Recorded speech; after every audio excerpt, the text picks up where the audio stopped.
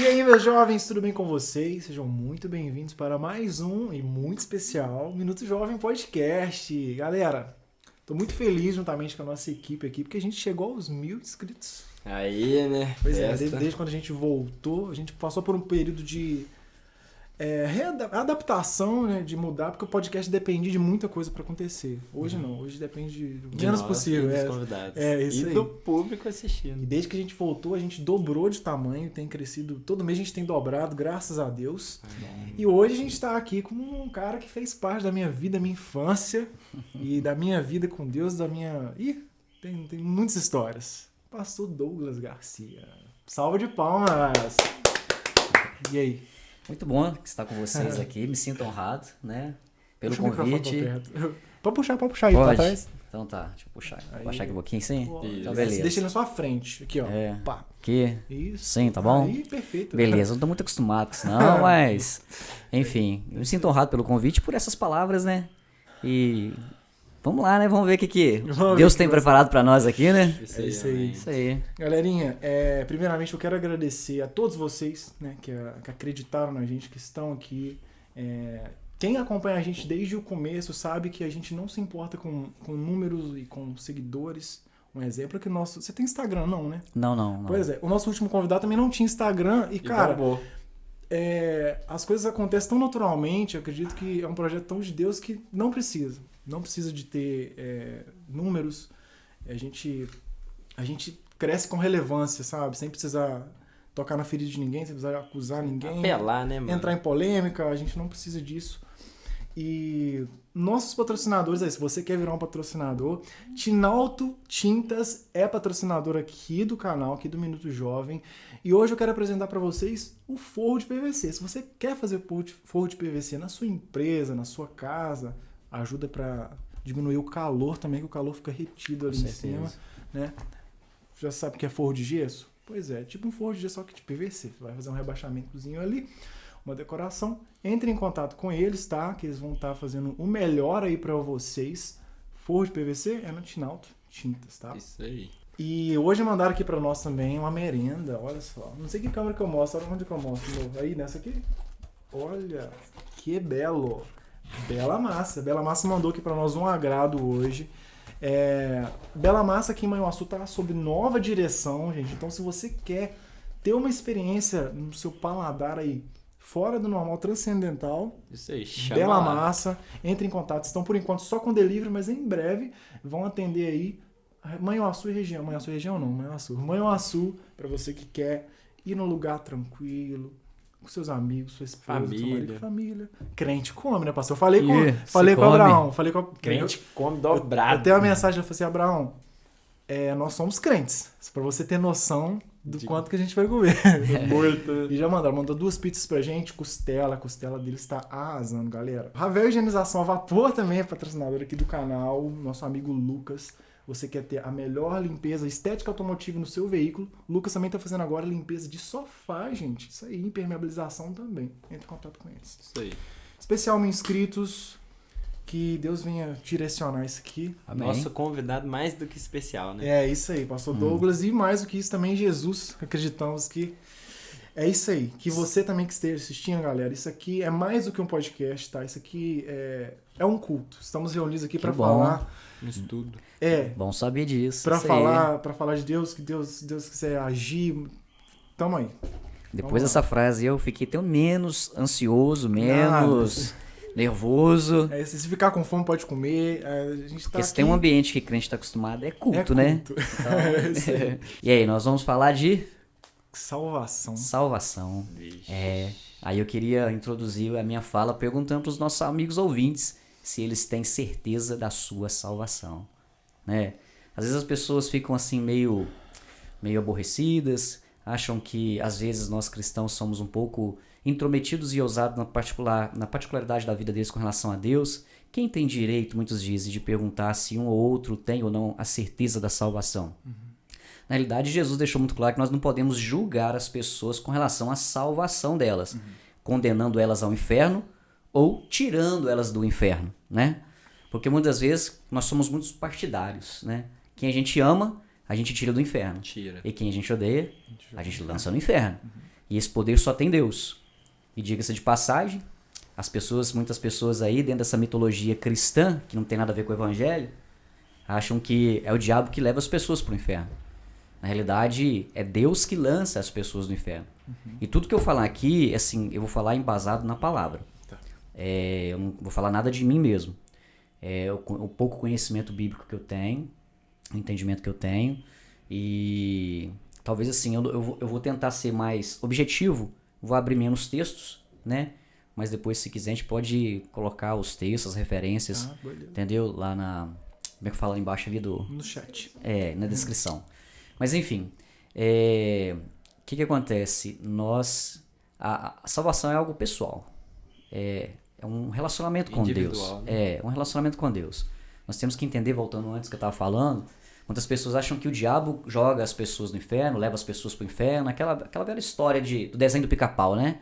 O diabo vem e resgata os seus e lança no inferno, Tom e Jerry, né? Sim. Que negócio todo que a gente aprendeu quando criança pelos desenhos, né? A gente foi evangelizado pelos Tem um desenhos. gato que vira de um lado pro Isso, muita gente foi evangelizada pelos desenhos e acredita que aquilo ali é uma realidade.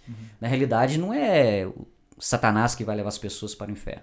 É o próprio Deus que lança as pessoas no inferno. E nem por isso ele é mau, nem por isso ele é carrasco, nem por isso ele é injusto. Pelo contrário, ele é justo.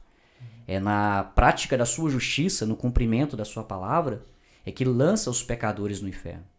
E nós temos que entender que a Bíblia diz que o inferno não foi criado para o homem. A princípio ele foi criado para Satanás e os seus anjos, né? Porém, o inferno é o local da condenação eterna para todos que rejeitaram Cristo como seu Senhor e seu Salvador. Eu costumo dizer que cada segundo de vida que nós temos é um segundo de oportunidade que Deus nos dá de nos arrepender dos nossos pecados e entregar nossa vida a Cristo. Porque no dia do juízo final, talvez alguns dos nossos amigos, ouvintes, participantes, inscritos no canal, que tem sido uma bênção, talvez eles não creem nessa questão de vida eterna, muitos creem somente nessa vida, e nós respeitamos. Nós não temos poder, entende? Nós não temos a capacidade de fazer ninguém crer em Deus. Quero deixar isso bem claro. A gente não está aqui tentando enfiar Jesus goela abaixo de ninguém, muito menos céu, e assim por diante. Nós não temos poder, em nós não temos poder de levar ninguém, convencer ninguém de crer que existe Deus, que Jesus existiu de fato, entendeu? Além da história, simplesmente como um homem, né? Como muitos dizem, um revolucionário, um exemplo de amor, e assim por diante. Nós não temos esse poder. Esse papel é do Espírito Santo. Nós cristãos, nós só fomos comissionados a pregar o Evangelho. Jesus disse o quê? Ide, pregai o Evangelho a toda criatura. Né? Nós só fomos comissionados a pregar o Evangelho. Pregar o Evangelho é conosco. Convencer as pessoas de que o Evangelho é a verdade, é o único meio que revela o plano de salvação, levar as pessoas a ter um relacionamento com Deus. Esse papel é do Espírito Santo, não é nosso. Infelizmente tem muito crente chato, crente pelinha, que não conhece o Evangelho, que não respeita as pessoas, entende? E acha que no grito vai converter as pessoas. É uma pressão. Muitas vezes, né, faz até um terrorismo evangélico, né? Na realidade, essa é a questão. Nós temos que falar que existe sim condenação, que existe inferno, entendeu? Mas nós não podemos, nós temos que pregar a verdade. Mas quando se prega a verdade, gera muito medo. Esse medo é bom. É o medo preventivo. Entende? O medo preventivo foi Deus que colocou no homem. É o freio, né? O medo preventivo é aquele que vai fazer você olhar de um lado e para o outro da rua antes de atravessar, né? Você vai conferir o sinal, a faixa antes de atravessar. É o medo preventivo. Esse medo ele vem de Deus para nos ajudar, né? E juntamente com esse medo, assim, numa proporção muito maior, né? O temor. É Deus que coloca o temor em nós para que a gente possa entender que Ele é santo, entende? E que Ele tem todo o direito de lançar no inferno aqueles que o rejeitaram, né?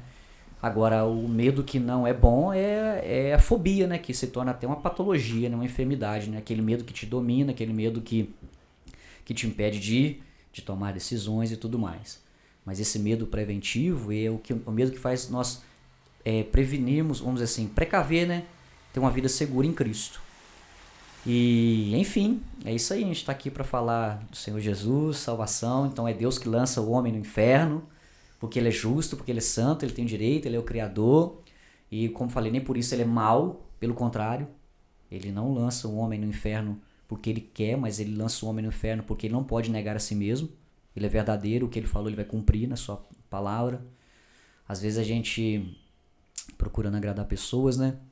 A gente se coloca no lugar de Deus, né? Tentando amenizar a situação dos pecadores que viveram uma vida totalmente promíscua, né? Uma vida leviana, né? E somente naquela filosofia que Deus é amor. E na realidade o mesmo versículo que diz que Deus é amor diz que ele é fogo consumidor. E quando fala fogo consumidor diz respeito à sua santidade.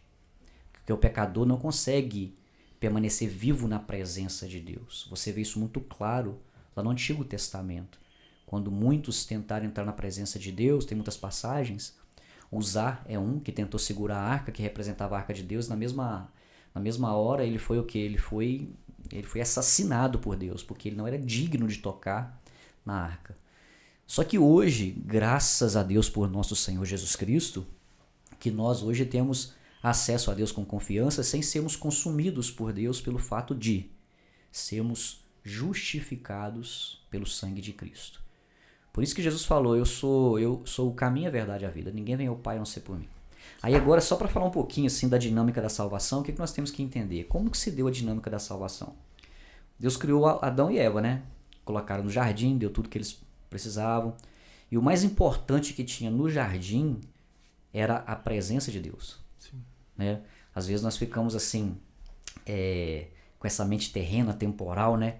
Essa mente materialista, que nós, como diz, né, foi gerada em nós nos últimos anos, né, por esse padrão capitalista, desde a Revolução Industrial, que desenvolveu ali no século XVIII, né, na Inglaterra, e começou aquela situação de reduzir o tempo e conquistar mais, né, que negócio todo isso foi gerando no coração do homem um espírito muito grande de competitividade, de autossuperação, de crescimento desordenado e, infelizmente, de uma forma imoral, ao ponto de muitos, para que possam crescer na vida, eles dependem da ruína do outro. E Deus não está nisso. Mas, enfim, Deus criou o Éden, né?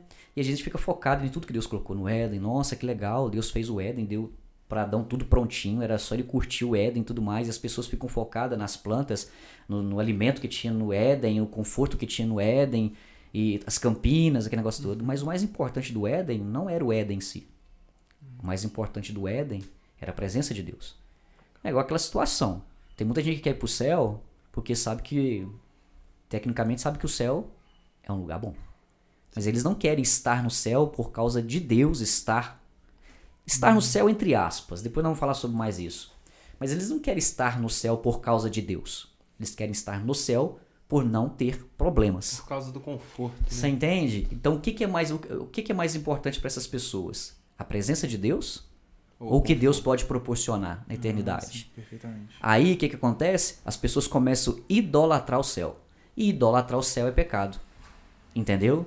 A gente quer o céu a qualquer custo, estamos dispostos a fazer o que quiser, e um erro muito grande, infelizmente, existem religiões que professam a seguinte fé, que para você estar no céu, se for necessário, você tem que matar e exterminar todos aqueles que não professam a mesma fé que você, no mesmo Deus, a mesma fé que eles, no mesmo Deus que eles. Entende? Então, ou seja, essas pessoas elas idolatram o céu e o certo conforto que existe no céu. Eles não querem o céu por causa de Deus estar no céu, entre aspas. Vamos lá, depois vamos falar um pouquinho disso aí. Bora.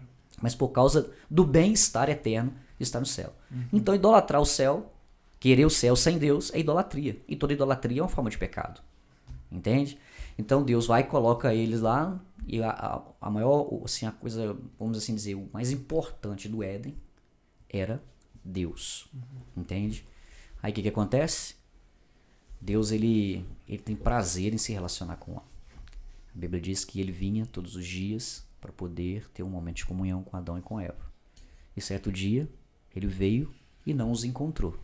Não que Deus não pudesse, Deus fosse incapaz de saber onde eles estavam, porque Deus é onisciente e onipresente. Mas eles estavam no lugar em comum. Aonde? Escondidos. Por causa de terem pecado contra Deus. Uma observação sobre isso. Nem é para entrar muito no assunto, a gente não perder o foco. Mas você falou sobre que Deus sabia onde eles estavam. Com certeza. Mas é uma coisa que eu me questiono constantemente. Não me questiono, né? Mas eu não tenho uma resposta para isso. Eu não sei se eu preciso ter.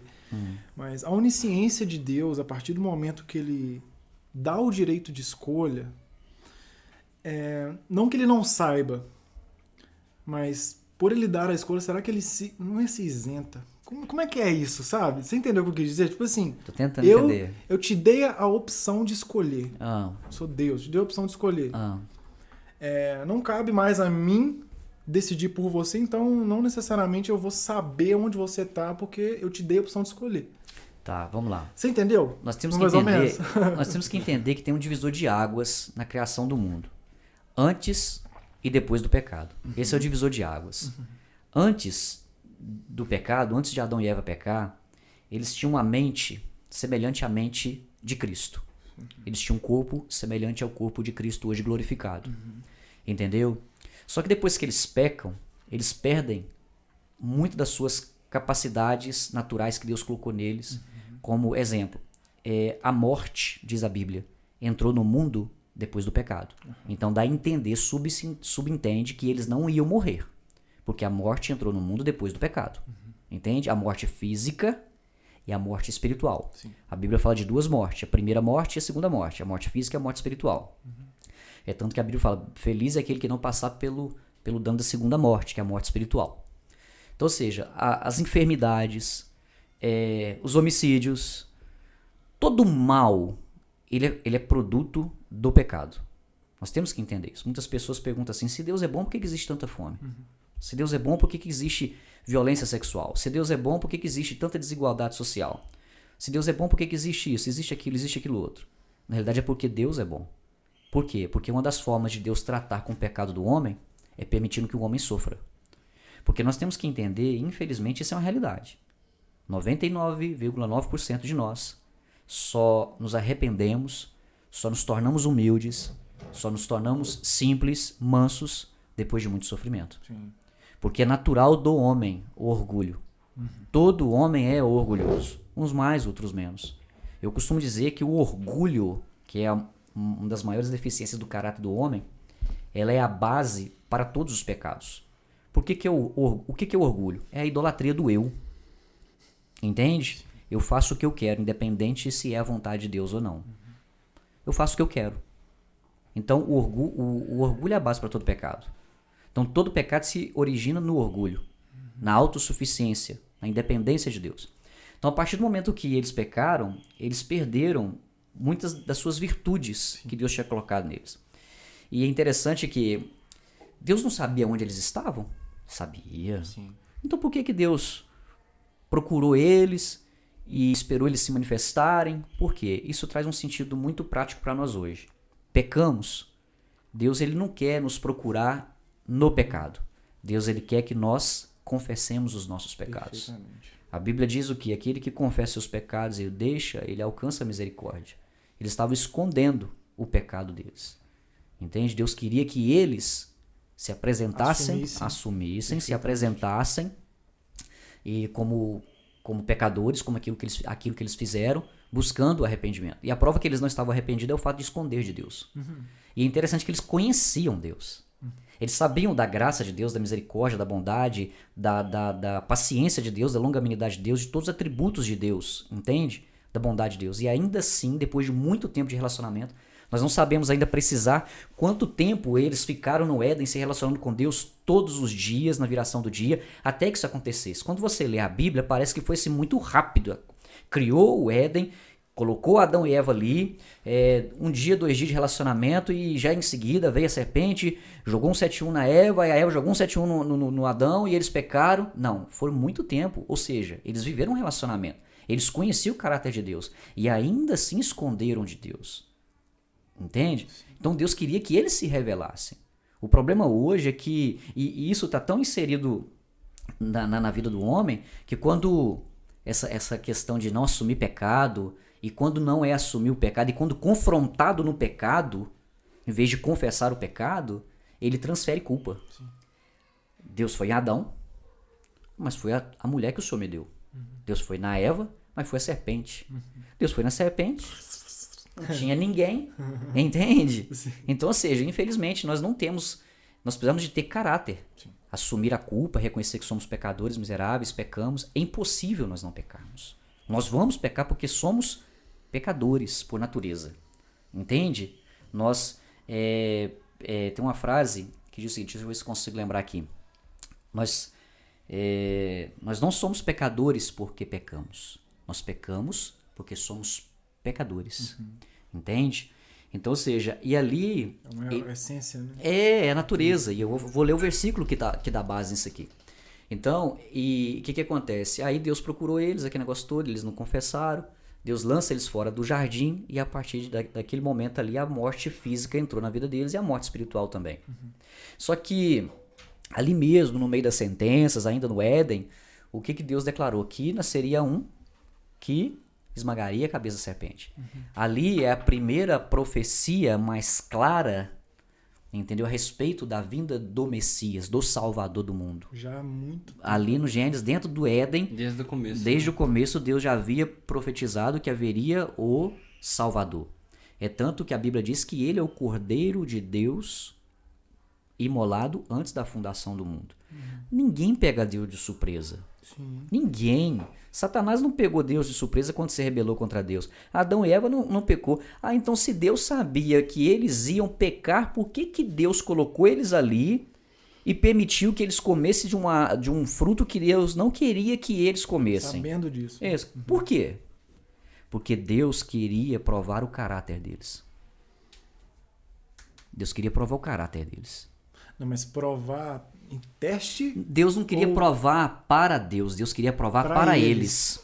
Perfeitamente. Você entende? Sim, sim. Deus queria provar para eles. Por isso que nenhum homem será tomado por inocente diante de Deus. Todas as oportunidades que Deus nos dá é justamente para Deus provar para nós que Ele é santo e nós somos pecadores, entendeu? Que Ele é a vida e nós estamos mortos, que Ele é o perdão e nós precisamos desse perdão, entende? Ele é soberano. É tanto que a Bíblia diz que tudo é para Ele e tudo é por Ele, ou seja, Jesus, Ele é o ponto de partida, Ele é o início e o fim, Ele é o ponto de partida e o destino de todas as coisas. É interessante, tem um versículo que fala que tudo que existe, subexiste nele. Ou seja, tudo que foi criado depende de Cristo para que permaneça existindo. Sim. Entendeu? E lá em Gênesis 1, capítulo 1, versículo 1, diz assim, deixa eu ler aqui, que vai ficar melhor, porque eu posso às vezes pecar aqui faltando alguma palavra e tudo mais, e assim vai. Então vamos lá, vamos glorificar Jesus. Gênesis capítulo 1, versículo 1. Vamos lá. Deixa eu achar aqui. Tô com uma Bíblia nova aqui, então tô tentando acostumar com ela. Diz assim, Gênesis 1 fala assim, no princípio criou os céus, criou Deus, né? Os céus e a terra. E a terra era sem forma e vazia, havia trevas sobre a face do abismo e o Espírito de Deus se movia sobre as águas. O que acontece? No princípio, aí quando você vai lá para João, capítulo 1, fala que no princípio era o verbo, e o verbo estava com Deus. Essa palavra no princípio, no grego, ela deriva de uma palavra, no hebraico, deriva de uma palavra chamada urosh, que significa cabeça. Orochi? Urosh, Urosh, que significa cabeça. Quem é o cabeça de toda a criação? Deus. Não, Jesus. Jesus. É. Jesus é a cabeça de toda a criação. Porque Deus criou Cristo e Cristo criou tudo. Tudo que existe, existe nele e por ele. Aqui tá falando de Cristo, então. Cristo, o Orochi. No princípio. Aí nós pensamos assim, no princípio é uma partícula de tempo. Sim. Mas no princípio também não é só uma partícula de tempo propriamente dito, o tempo por si só. Porque o tempo é Deus. Ele é o início, diz João lá em Apocalipse. Ele é o alfa e o ômega. Primeira e última letra do alfabeto grego. Ou seja, ele é o tempo. Todo o tempo existe em Deus. Sim. Em Jesus. Ele foi o primeiro. Ele é Deus. Ele é o próprio Deus. Então, quando fala no princípio, em Cristo, no cabeça, no Urosh, foi criado todas as coisas. O tempo é ele Ou também. seja, Jesus ele está na primeira palavra do primeiro versículo, do primeiro capítulo, do primeiro livro da Bíblia. Sim. Entende? Aí João entende de hebraico, João era hebreu, era judeu. Quando ele fala no princípio, era o verbo. Quando ele fala no princípio, ele está falando do tempo. Entendeu? Era o verbo, o uroshi, o cabeça. Muito louco. Não é? Não é interessante? Muito lógico, muito... Então, ou seja, tudo que veio existir, nada, ele foi primeiro. Ele foi o primeiro a ser criado. A gente tem uma mania, um vício até de separar Deus de Jesus. Tem. De ficar Jesus, Deus... Pois então, ele não tem como separar, entende? Ele é Deus e às vezes as pessoas querem buscar na matemática uma questão lógica, como na matemática uma questão lógica para poder separar três pessoas que nós entendemos que é uma só. É questão de fé, entende? É uma questão de fé. Ou você crê ou você não crê. Sim. É fé. Mas a própria Bíblia diz, ele fala, eu e o Pai somos um. Aí algumas religiões tentam contestar esse somos um, tipo assim, eles dizem que são um. Não são um na mesma essência, mas são um no mesmo propósito. Não é nada disso, eles são na mesma essência. Ou seja, são Deus. Entende? É um mistério.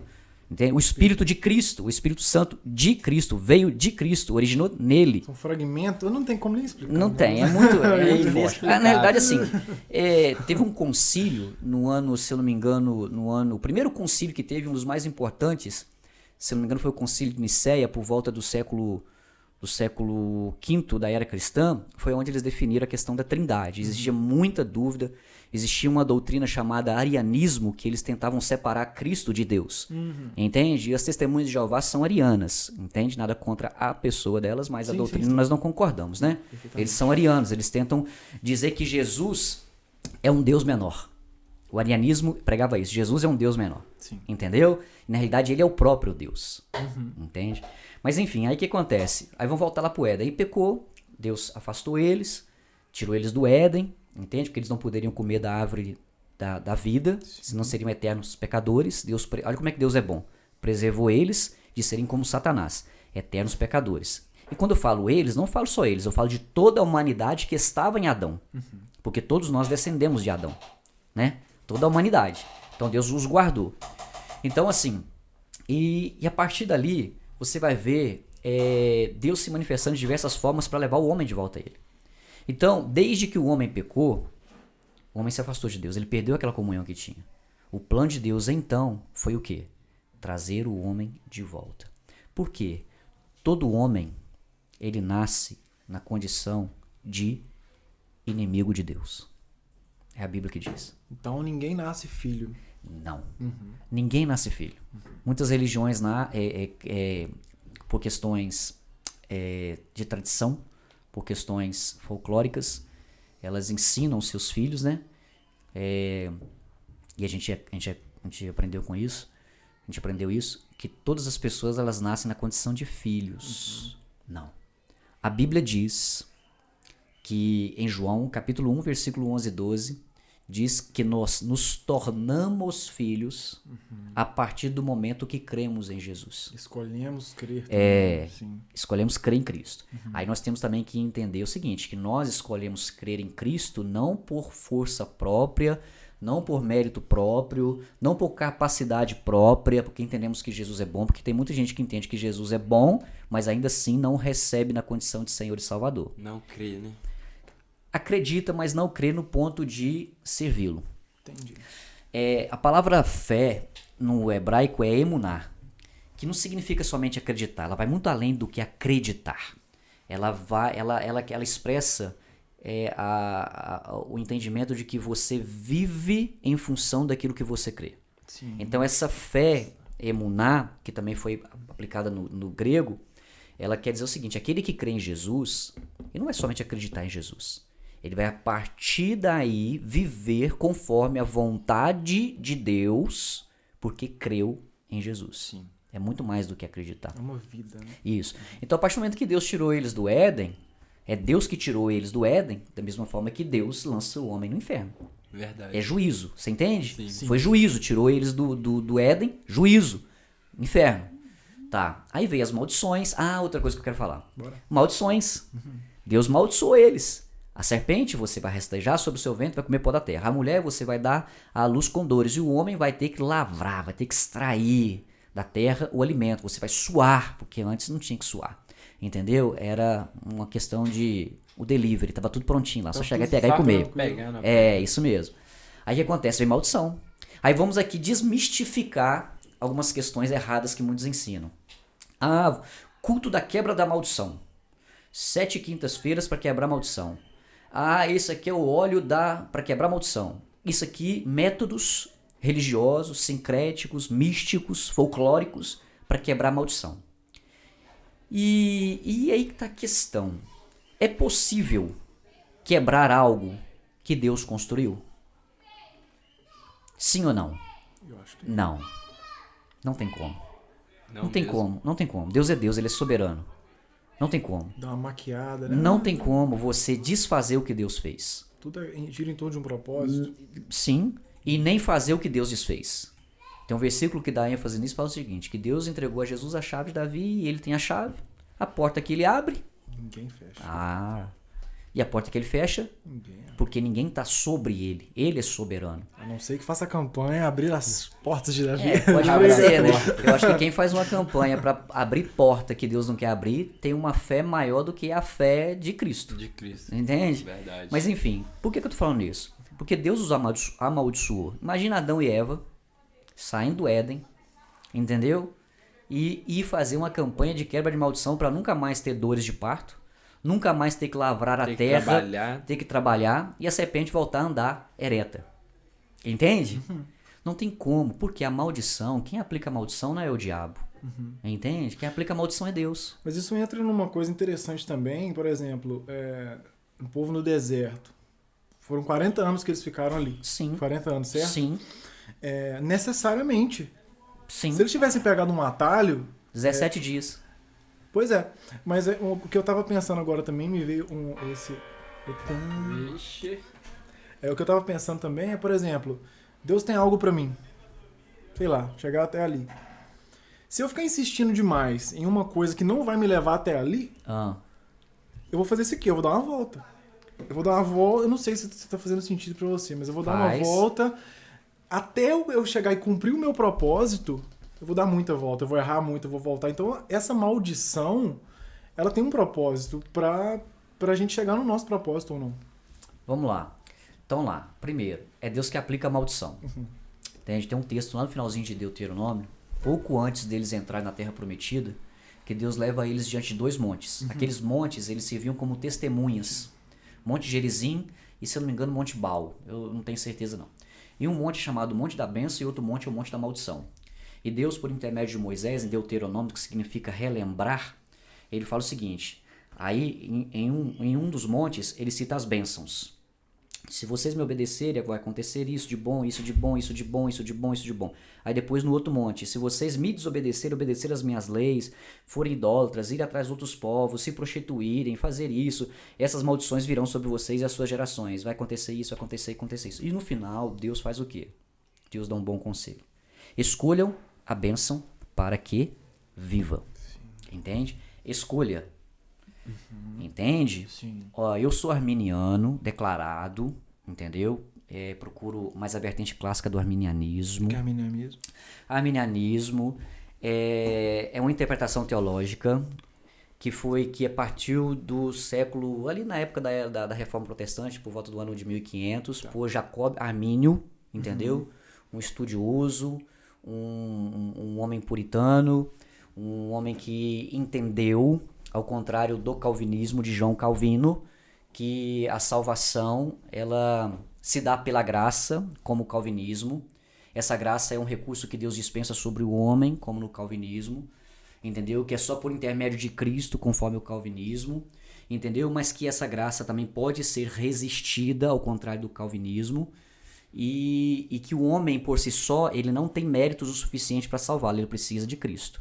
E inclusive, voltando lá atrás a respeito de ser filho de Deus, um homem só consegue entender o plano de salvação, Jacob Armínio deixa isso muito claro, ele só consegue entender o plano de salvação, responder sim para a Cristo, se ele for socorrido pela graça de Deus. Um homem sem Deus, ele não consegue ir até Jesus para o salvar. Ele precisa dele até para isso.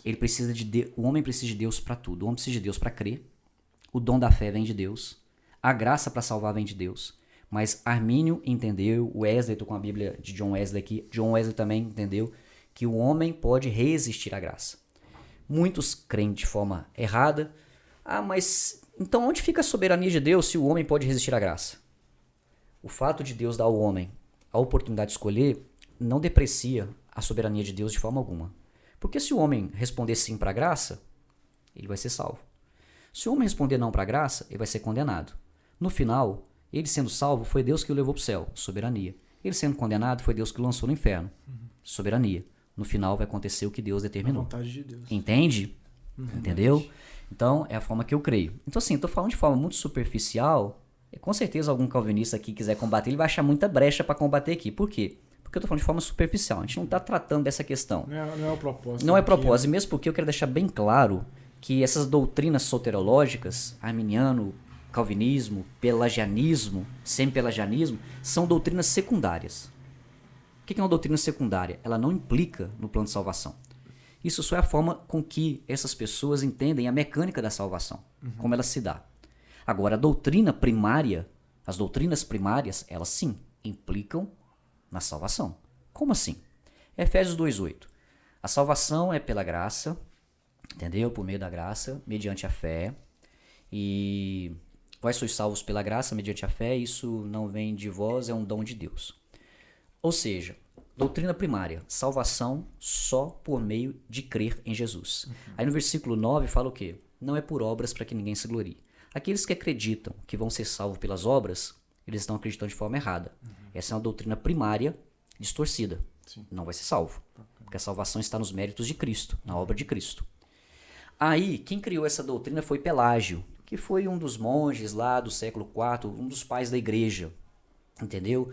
Ele acreditava que o homem não nascia pecador, que não nascia mal, mas se tornava pecador a partir do primeiro pecado.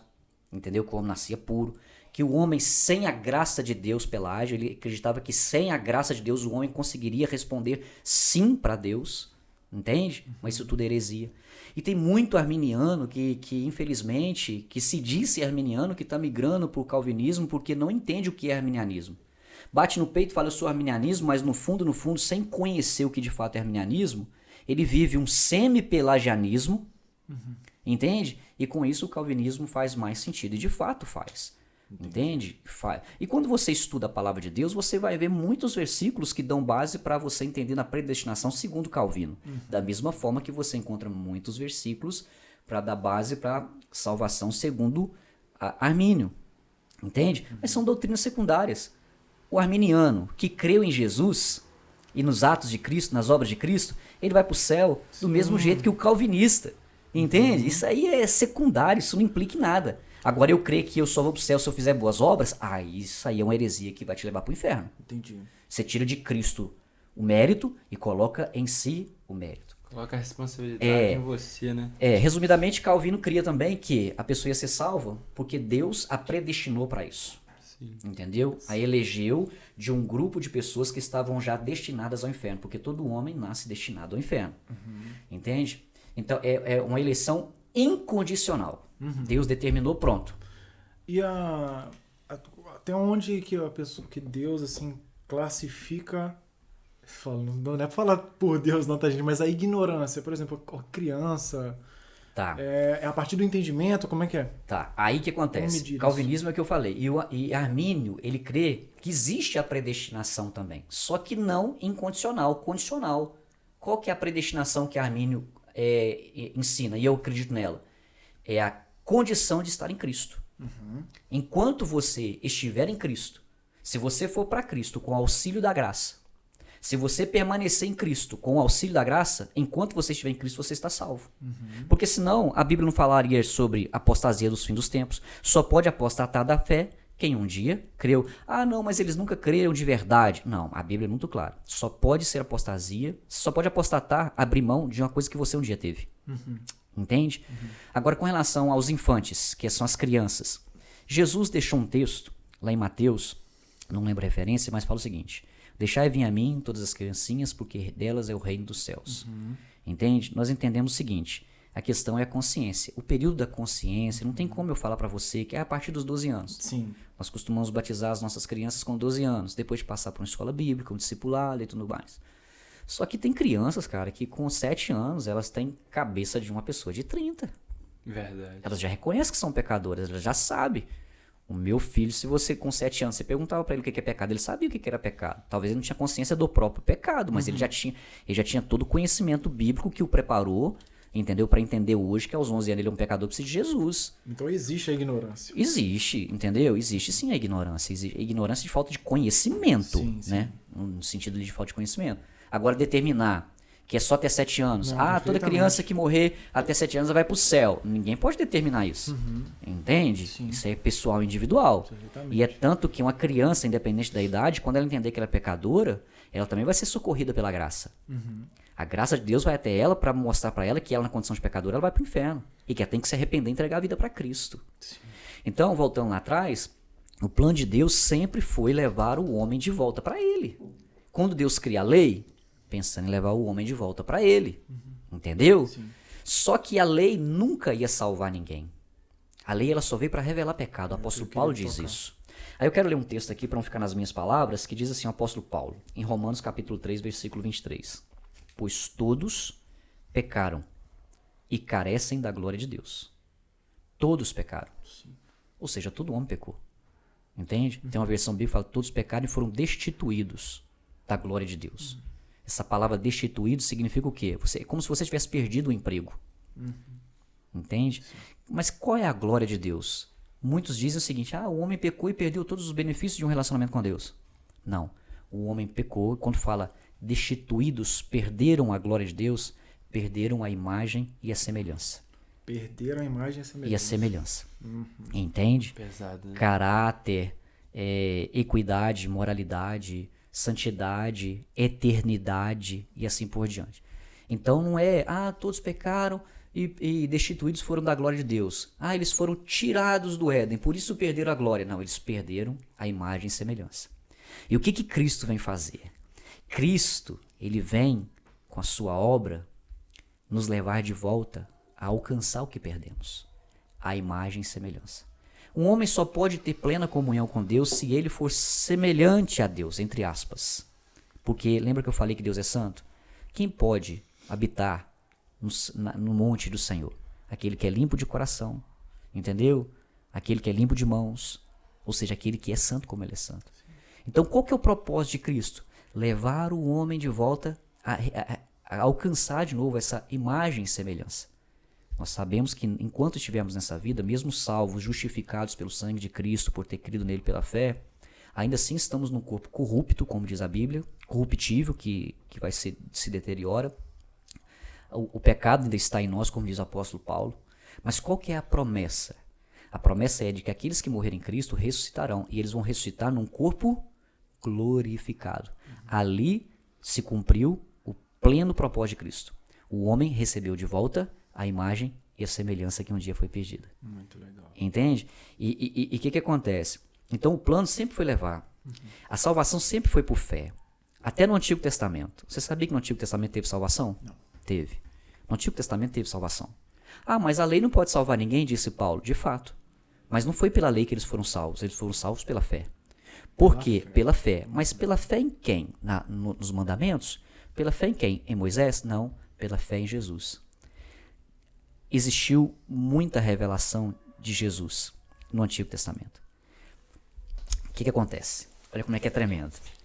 Isso é muito forte, eu até fico assim um pouco emocionado. É a presença de Deus, né? Eu acredito nisso, né? É a graça de Deus. O que acontece? Davi profetizou a respeito da vinda de Cristo. Entendeu? Davi profetizou. Moisés profetizou que Deus levantaria um profeta semelhante a ele. Estava falando de Jesus. Davi falou, ele falou assim, eu vi o meu Senhor assentado do lado do meu Senhor. Peraí, como pode o meu Senhor sentado do lado do meu Senhor? Ele estava vendo quem, cara? Ele estava vendo Jesus do lado de Deus Pai. Jó falou o quê? Eu sei que o meu Redentor vive e em breve se levantará, fazendo uma menção de Cristo sendo levantado na cruz para me dar vitória, para me dar vida. Esses homens, eles creram. Abraão foi justificado pela fé, diz Hebreus capítulo 11. Tem lá uma relação dos heróis da fé. Heróis da fé por quê? Porque creram na profecia de que Jesus viria. Eles creram que Jesus viria. E por crer que Jesus viria, eles foram justificados. E foram salvos. Entende? Eles foram salvos. Quando Jesus veio e morreu, a fé deles foi o quê? Justificada. É como se, tipo assim, eles tivessem como é que eu vou dizer? Em stand-by. Jesus Esperando. veio e acionou o negócio. Eles estavam salvos. Porque eles creram em Jesus, que Cristo viria. A Bíblia fala lá em Hebreus que eles viram a promessa de longe. Qual era a promessa? Cristo vinha para salvá-los dos pecados. Mas eles viram de longe e creram. Imagina o que é crer nisso numa época. Hoje, dessa, para cara. nós, é muito mais fácil, entre aspas, mesmo considerando que toda a fé vem de Deus, para crer em Jesus. A fé salvífica, ela vem de Deus. Mas ainda assim, é mais fácil de compreender, humanamente dizendo, você crer no Jesus que veio, por tudo que ele Do fez, que no que virá. pelos sinais que ele fez, pelas provas que ele deixou, Sim, do que por aquele que viria. Verdade. sim. Entende? É muito Faz mais fácil sentido. você crer que foi Cristóvão Colombo que descobriu o Brasil, Porque- porque isso está relatado, do que você crer que Cristóvão Colombo vai descobrir o Brasil daqui a 500 anos, porque alguém falou. Isso. Você entende? Eles creram, cara. Eles creram. Mas a Bíblia diz que mais feliz é aqueles que não viram e creram. Nós não vimos, mas cremos. É isso aí. Somos mais que felizes, por graça de Deus. Então o plano de Deus sempre foi levar o homem de volta. Aí como que se revela o plano de Deus lá no Antigo Testamento? O homem pecou. A ira de Deus se levanta sobre todos os pecadores. Deus está irado. Deus é inimigo do pecador. Ah, Deus ama o pecador e odeia o pecado. Quem já ouviu isso, levanta a mão. E Várias vezes. todo dia. Deus odeia o pecador. Deus, ele odeia o pecador. Deus, ele odeia o pecador. Pera aí, vamos lá. É uma vantagem você ter o diabo como seu inimigo. É muito confortável você ter o diabo como seu inimigo. O difícil é você ter Deus como seu inimigo. Porque Deus te livra do diabo. Mas quem te livrará da mão de Deus? Ninguém, né? Quem pode me livrar das minhas mãos, diz o Senhor. Deus, ele odeia o pecador. Ele odeia o pecador. E essas pessoas, esses pregadores, têm que parar de pregar isso. Entendeu? De que Deus é amor, odeia o pecado, mas ama o pecador. Coloca o pecador na zona de conforto. Opa. Ah, então Deus, já que Deus ama o pecador, Eu não vou ele parar só de odeia. pecar. Você entendeu? Eu só odeio o meu pecado, então estou confortavelmente numa zona de pecado que Deus me ama e vai me salvar mesmo sendo eu pecador. Quando nós entendemos que Deus odeia o pecador e que todo pecador é inimigo de Deus, Deus levantou uma bandeira declarada de guerra contra ele, e que não tem condição dele vencer Deus, e o único meio então, e o que Jesus fez? Jesus, ele veio só para quê? Para nos tornar amigos de Deus. Entende? Estávamos em guerra com Deus enquanto estávamos no pecado, sem entregar a nossa vida para Cristo. Onde entregar a vida para Cristo? A Bíblia diz que Jesus, ele veio para reconciliar. Só se reconcilia quem está em guerra. Jesus veio para reconciliar-nos com Deus. E quem é que Jesus reconcilia? Aquele que creu nele. Creu nas obras dele, que ele foi tentado em todas as coisas, mas não pecou. Como diz João 1,29, ele é o Cordeiro de Deus que tira o pecado do mundo. Vou falar disso também, se eu lembrar. É muita coisa, muita informação. E eu falo muito rápido e se deixar eu vou falar mesmo. E o que acontece? Ele é o Cordeiro de Deus que tira o pecado do mundo. Ele veio para poder fazer paz entre nós e Deus. Entende? Nós éramos inimigos. A Bíblia diz que nós éramos inimigos de Deus. Então, a única forma... Então, quando eu creio que nas obras de Cristo, que tudo que ele fez agradou o Pai, que na sua morte e na sua ressurreição, na eficácia do seu sangue, que era puro. Por que puro? Porque não teve pecado. Ele era comparado ao Cordeiro do Antigo Testamento, que eu ia falar agora, que era um dos meios de levar a pessoa até Deus, mas não levava, de fato não levava. Era só uma forma de apaziguar a ira de Deus contra o pecador, porque no Antigo Testamento Deus falou o quê? Aquele que pecar, traz um cordeiro até mim e vai sacrificar esse cordeiro pelos seus pecados. E esse cordeiro não podia ter olho furado, não podia ter mancha, não podia ter carrapato, não podia ter sujeira, não podia ter nada quebrado. Tinha que ser um cordeiro até de 2 anos perfeito. Por que tinha que ser perfeito? Porque ele já apontava para Jesus, que é perfeito. Porque Jesus não teve o defeito do pecado, a mancha do pecado, a sujeira do pecado. Então aquele cordeiro do Antigo Testamento já apontava para Cristo. Aí o camarada levava o cordeiro para o sacerdote, ele colocava a mão na cabeça do sacerdote, num ato simbólico de transferir os seus pecados para o cordeiro, o sacerdote vinha, passava o cutelo ou a faca no pescoço do cordeiro e molava o cordeiro morria. O sangue daquele cordeiro era derramado e aspergido no altar. Por quê? Porque a Bíblia diz no Novo Testamento que sem derramamento de sangue não há perdão de pecados. A Bíblia diz que quem peca tem que morrer. Então, para que nós não morrêssemos pelos nossos pecados, Deus, ele enviou seu filho para morrer em nosso lugar. Morrer não só fisicamente, mas espiritualmente. Jesus não morreu espiritualmente. Não, tô falando a morte Nós pelo sim. pecado. Nós sim. Uhum. Nós sim. Porque qual que é a morte? A palavra morte do grego significa separação. Quando você morre fisicamente, você foi separado de todas as pessoas que você ama. Isso. A morte separou. E a morte espiritual? A morte espiritual é a condição eterna de um homem com Deus. Todo homem ele nasce morto espiritualmente, separado de Deus. Tô dando mais ênfase ao que eu falei, essa redundância de que eu tô indo e voltando para que vocês possam entender, entendeu? Por repetição, a gente aprende, né? Então, o que acontece? Todo homem nasce na condição de morto espiritualmente. Então, o que Jesus faz quando você crê nele com o auxílio da graça? Ele te vivifica. O que é vivificar? Trazer à vida aquilo que um dia viveu. Ah, mas nós nascemos mortos espiritualmente? Mas como todos nós descendemos em Adão, teve um tempo que Adão estava vivo. Entendi. Entende? Sim. É tanto que fala que o primeiro Adão era o quê? Era uma alma vivente. E o segundo Adão, espírito vivificante. O segundo Adão é Cristo. O primeiro Adão é Adão. Entende? Então todos pecaram e perderam a glória, a imagem. Então tudo que Deus fez foi para levar o homem de volta. Sim. Tudo. O sacrifício foi para levar o homem de volta. Tudo. E o Antigo Testamento está lotado de revelação de Cristo. A pedra que jorrou água, que Moisés bateu, é uma figura de Cristo. Aquela serpente que foi levantada lá no deserto para salvar aqueles que foram picados de serpente é uma figura de Cristo. O próprio Moisés é uma figura de Cristo. José é uma figura de Cristo. Abraão é uma figura de Cristo. Adão é uma figura de Cristo antes da queda. Tudo para revelar, para o quê? Para preparar a humanidade para que quando ele viesse, as pessoas crescem nele. Davi é uma figura de Cristo. Entende? Sim. Tudo preparando as pessoas para que elas cresçam nele. Para que não tivesse dúvida quando ele viesse. Entende? Então, aí quando essas coisas se tornaram tudo tentando trazer o homem de volta. Só que aí o que acontece? Quando Deus viu que a natureza do homem é pecaminosa, aí quando você estuda a história de Israel, você vê Israel vindo. Aí vamos falar das maldições, vamos voltar nas maldições. Deus falou com ela, se vocês pecarem contra mim, eu vou amaldiçoar vocês.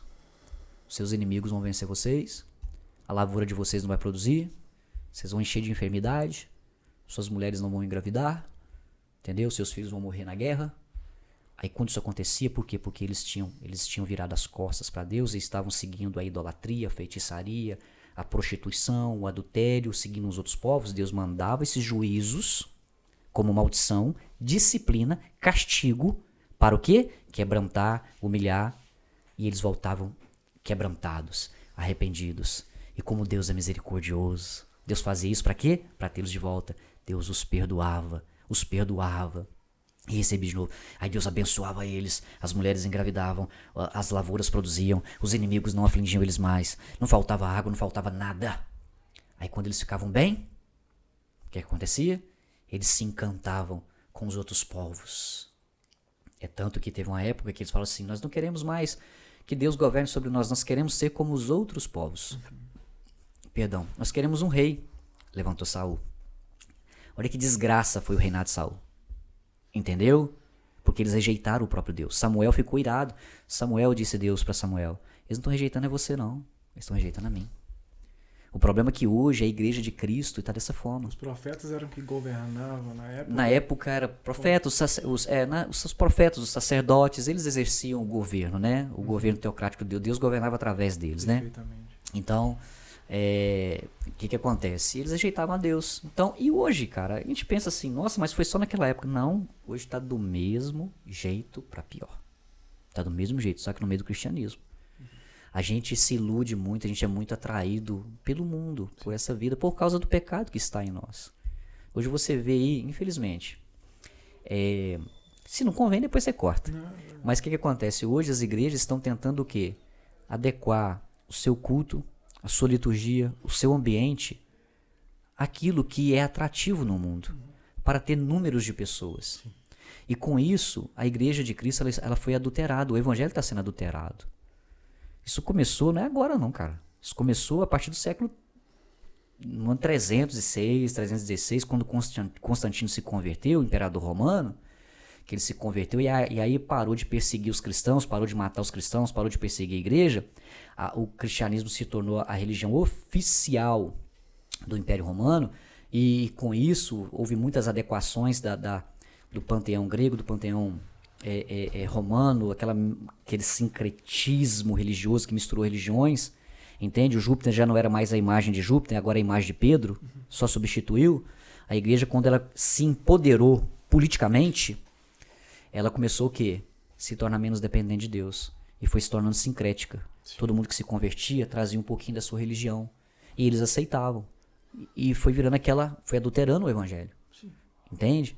Hoje nós pensamos o seguinte, nós oramos por um avivamento. A igreja de Cristo tem que passar por uma reforma, um avivamento. Mas já houve a reforma, ela tem que ser reformada de novo. Hoje as igrejas, não vamos elaborar esse plano, esse método, vamos fazer isso aqui na igreja para que a gente consiga atrair mais casais. Entende? Para que a gente consiga atrair mais famílias, mais jovens. Pera aí, irmãos, vamos lá.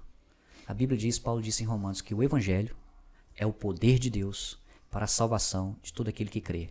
Primeiro do judeu, depois do grego. A atração é essa. O único meio, o único poder que existe para salvar o homem é o evangelho. Qualquer meio, subterfúgio, que não seja o evangelho genuíno, ele não salva. Mas o fulano foi para a igreja porque tinha isso, isso, isso e isso. Mas não pregava o evangelho. Ele é um falso crente, um falso salvo, fruto de um falso evangelho. Um falso evangelho vai produzir um falso salvo, uma falsa convicção. Entendeu? Sim, esse é o problema. Nós temos que pregar o evangelho. Mas pastor, se pregar o evangelho, são poucas pessoas que vão pregar, porque o evangelho, a essência do evangelho é morte. E quem é o culpado disso? Do sangue daquela pessoa que foi atraída por isso e aprendeu errado nesse ponto de vista? Vamos fazer o seguinte, eu entendi sua pergunta, mas cada homem dará conta de si. Mas o pastor, eu estou no inferno queimando, culpa do pastor. Mas você tinha a Bíblia para você ler na sua casa, você tinha o seu joelho para dobrar e clamar a Deus por graça para entender o evangelho. Entendi. E o Espírito Santo estava todo momento tentando te convencer. O pastor o profeta vai ser cobrado? Sim. O mercenário vai ser cobrado? Sim. Mas isso não vai isentar aquele que aprendeu com ele porque tinha uma Bíblia. Porque sabe por quê? Senão Deus também seria culpado disso. Porque Deus permitiu de forma desordenada aquele homem pregar daquela forma e enganar as pessoas. O evangelho por si só, quando você lê o evangelho, por si só, Cristo já é glorificado. O evangelho, a leitura do evangelho glorifica Cristo. A distorção do evangelho que é o problema, o texto fora do contexto. Mas o Espírito Santo ele vai pegar o que para convencer a pessoa da heresia? O evangelho que foi lido. O cara pode até distorcer ele. Ele pode pregar fora do contexto. Mas se ele leu de forma correta, aquilo que ele leu, o Espírito Santo vai pegar para poder convencer a pessoa do que o que ela está ouvindo é heresia. Agora, depois de convencida, isso é graça. Isso é graça. Perfeitamente. Porque o homem só consegue entender o evangelho da forma que o evangelho é, texto dentro do contexto, se for pela graça de Deus. Porque é um livro espiritual. Entendeu? O que inspirou a escrever o evangelho é o mesmo que vai dar a revelação e entendimento da inspiração que foi dada. Entende? Sim, é Deus, dependemos entendi. de Deus. Agora, muitos, infelizmente, Mateus, Lucas, né? Marcos. Perdão. Mateus e Marcos estão lá, diante de dois discípulos aqui. Mas apóstolo só Mateus. Vamos lá, Marcos não foi apóstolo, não. Vamos lá. O que acontece? O que eu ia falar? Fugiu aqui. Pode ir. Deixa eu rever aqui. Tá. Muitos mesmo depois de alcançar, de ter recebido essa graça de entender, vão preferindo ficar nesse falso evangelho. Porque ele é confortável. Ele massageia o ego, ele não confronta os seus pecados, ele não te mostra quem você realmente é, a sua condição real. Entende? Entendo. Infelizmente. As pessoas hoje, desde que criaram essa teologia da prosperidade, a confissão positiva de 50 anos para cá, isso infelizmente distorceu, adulterou demais o evangelho, as liturgias do culto, igual a questão de liturgia. Os caras enchem a igreja de um monte de coisa para poder atrair gente. Sim. Biblicamente, liturgia, apostolicamente, liturgia é louvor, pregação, oração, contribuição e e comunhão. Isso aqui faz parte da liturgia de um culto. Não pode faltar isso. Ah, mas se eu colocar isso aqui, não vou dar nomes não, porque não estou com intenção de, entendeu? Ah, mas se nós fizermos isso aqui, colocar isso aqui no meio do culto, não faz parte de culto. Você adulterou o culto.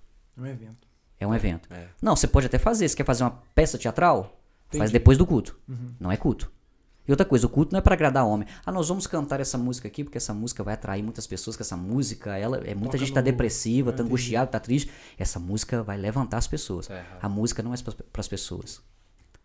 O que cantamos tem que ser para Cristo. E a letra tem que glorificar a Cristo e pregar o evangelho. A pregação não é para agradar.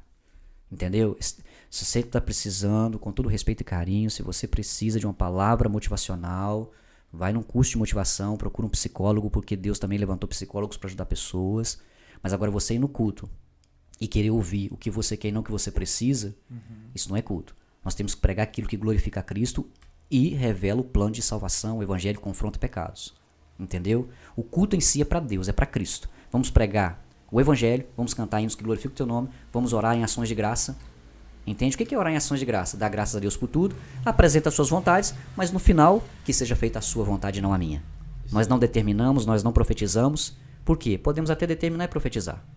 Mas se Deus não quiser, Ele não vai fazer. Nós não somos Deus para determinar nada. Nós somos servos. E nos sujeitamos ao nosso Senhor. Que seja feita a sua vontade. Mesmo que seja difícil de suportá-la, mas a graça de Deus nos basta para suportá-la. Isso é culto. Ah, mas eu quero fazer isso. Ah, eu quero receber o visitante. O culto não é para o visitante. O visitante recebe depois do culto. Isso aí. Entendeu? O culto não é pro pastor. Só começa quando o pastor está. O culto só é bom quando o pastor está. Só quando o pastor prega. Pera, o culto é o pastor? Não, o culto é para Cristo. A igreja precisa passar por uma reforma. Nós não precisamos de mais nada, a não ser o evangelho. Entende? A não ser o evangelho. Ah, mas a igreja vai ficar vazia. Vazia. A igreja vai ter poucos membros. De membros verdadeiramente salvos, frutos do verdadeiro evangelho. Entende? É muita gente que andou com Jesus. No final, Jesus foi para a cruz sozinho. No episódio da cruz, 4, 5 discípulos, entendeu? Alimentou 5.000. Quando ele pregou o evangelho. Qual é o evangelho? Aquele que não comer da minha carne, não beber do meu sangue, não tem parte comigo. 5.000, depois de barriga cheia, depois que ouviu. Eles tinham comido muito pão, muito peixe.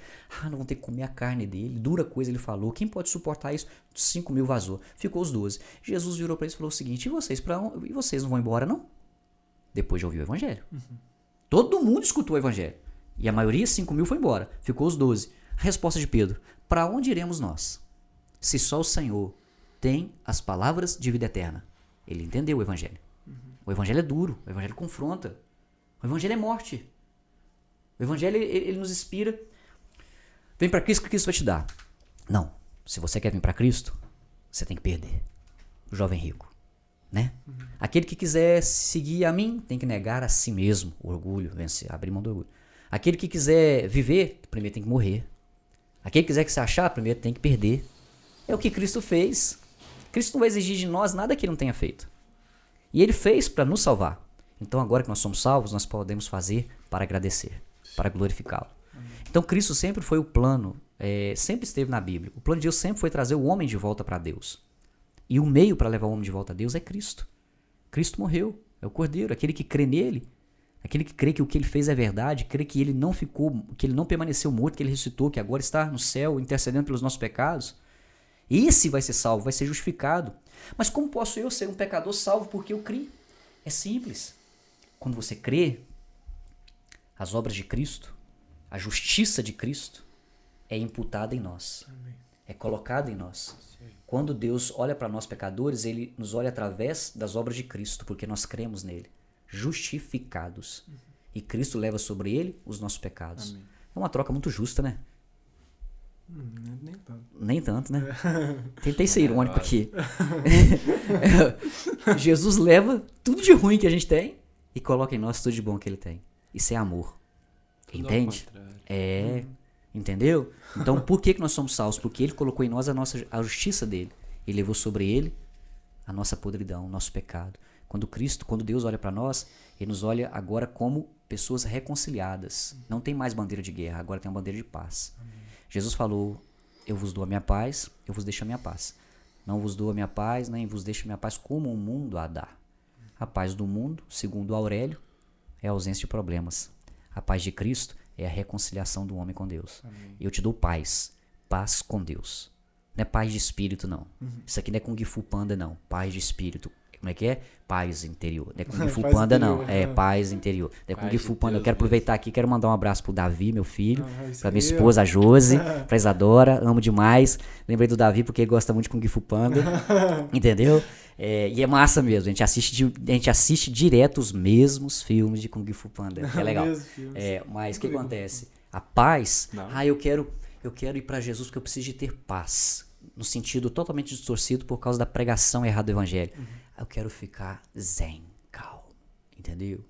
Não, a paz que Cristo dá, que ele fala no evangelho, é a paz que é fruto da reconciliação com Deus. Você quer paz melhor, cara? Verdade. Você pode estar atormentado nesse mundo.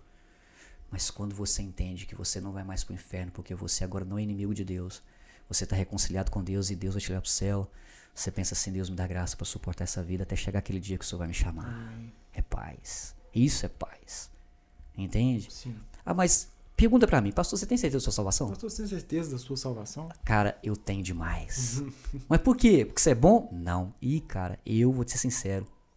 Eu não me suporto. Eu tenho vergonha de mim mesmo, dos meus pecados, das minhas fraquezas. Quando eu olho pra mim, eu tenho certeza que eu vou pro inferno. Não duvido em nenhum momento. Mas quando eu olho pra Cristo, por aquilo que ele fez, eu tenho certeza que eu vou pro céu. Amém. É por ele. Não é por mim. Amém. É por ele. Glória a Deus. E ele que fez, cara. É isso aí. Sem merecer. É amor. Entendeu? É ele. Pastor, eu acho que o propósito dessa conversa é claro, né? Além de uma conversa, não é um estudo, é uma conversa. Isso aí. E, Deixa fluir, né? cara, muita gente assiste e eu espero que a gente passe um momento agora, sabe, de oração. Amém. Amém. Porque muita gente precisa ser salvo, muita gente quer a salvação, muita gente não sabe como fazer, qual o processo. Então, dá essa liberdade para nós aqui também, para todos nós e para quem está assistindo, Amém. quem vai assistir, que isso aqui vai ficar para sempre. Assim, eu queria só falar um negócio. Pode. Tem muita gente que tá revoltada com Deus porque tem consciência dos seus pecados e não consegue resistir às tentações. E acaba levantando a bandeira de inimizade contra Deus e começa a atacar o evangelho, começa a atacar a Deus. Porque sabe que está errado, mas por ele não conseguir, entende? Ele acha que Deus é o causador daquilo. Por que Deus me criou assim? Na realidade, todos nós somos pecadores. Todos nós temos a natureza do pecado. Talvez nós não temos os mesmos pecados, mas todos nós temos pecados. Não temos os mesmos. O pecado de um não é pior do que o de outro, porque qualquer pecado e todo pecado leva para o inferno. Aí, o que acontece? O que nós temos que entender? Que existe uma diferença entre pecadores arrependidos, que estão confiando na graça de Deus todo dia para pecar menos, para viver uma vida de santificação com a ajuda de Deus, Conscientemente. e os pecadores que se entregaram ao pecado por uma satisfação e prazer. E por falar nisso, nós falamos de maldição. A Bíblia diz que quando uma pessoa quer muito o pecado e depois de Deus muito lutar para livrá-la do pecado, porque nós temos que entender, irmãos, que ninguém peca por culpa do diabo. Eu pequei porque o diabo me fez pecar. O diabo não faz ninguém pecar. O diabo é tentador, ele faz tentativas. Sim. Pecamos porque queremos.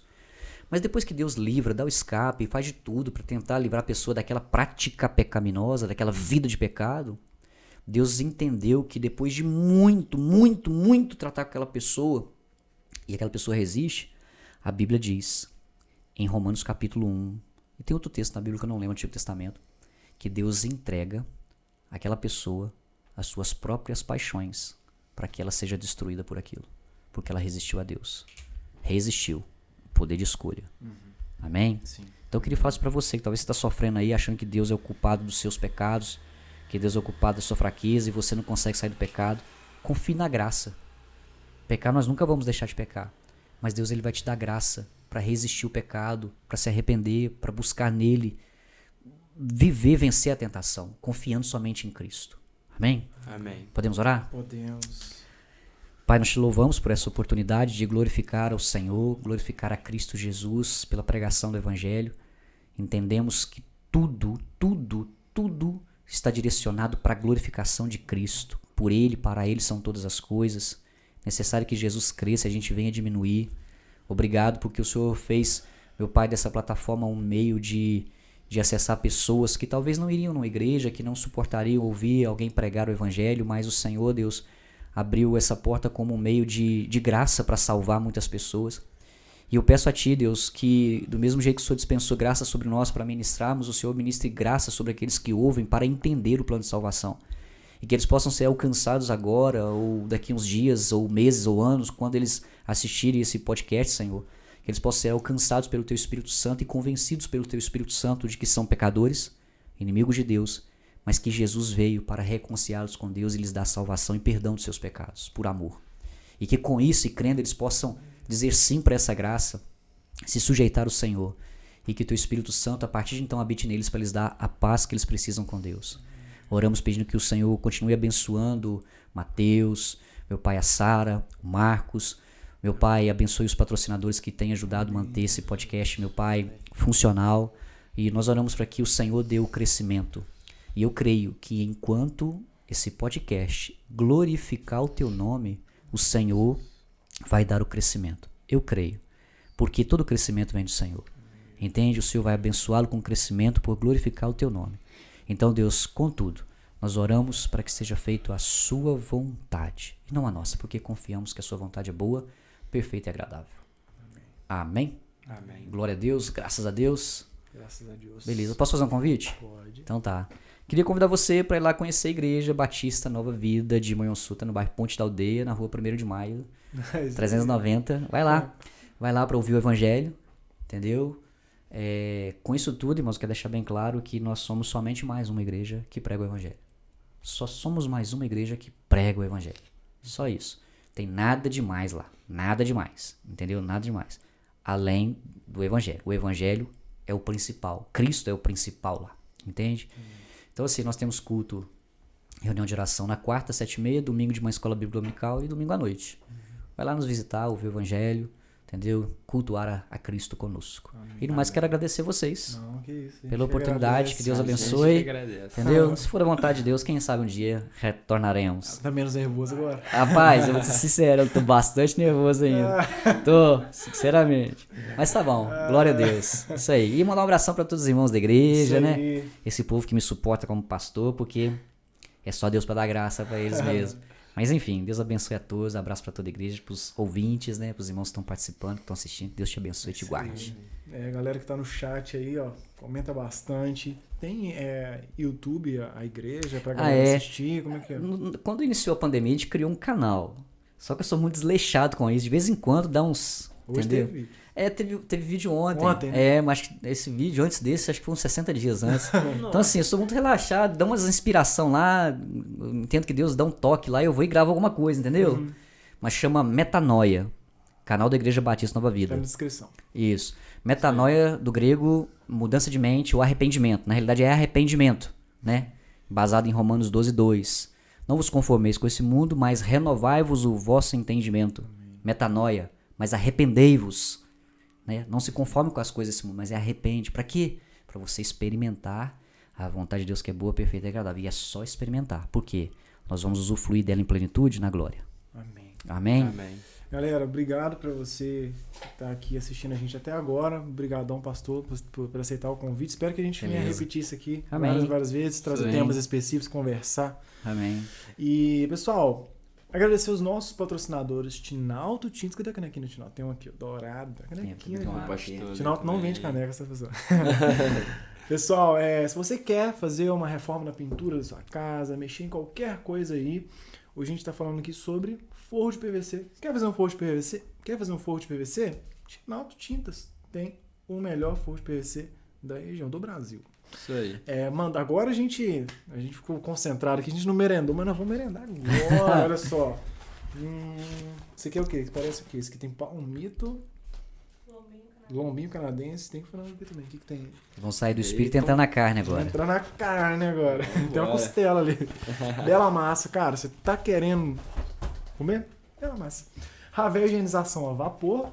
Pra você que quer dar um trato no seu veículo, interno, externo, entre em contato com Deixar no brilho eles. Deixa no mesmo. brilho, cara. E se você quer vincular a sua empresa a 1 Minuto Jovem, E se você quer vincular sua empresa ao Minuto Jovem patrocinando a gente, entre em contato lá no Instagram. Só da ideia. Estamos também no Spotify. Assiste se você quiser só ouvir, escuta a gente no Spotify. É isso aí. O que você ia falar? Acompanhe os cortes no Instagram. E acompanha os cortes no Instagram, galerinha. Tamo no canal junto. Tem principal. uma coisa mais que eu esqueci de falar? Só isso. Não. Se inscreva no canal. Se inscreva no canal, canal. deixa seu like e ative o sininho. Assista até o final.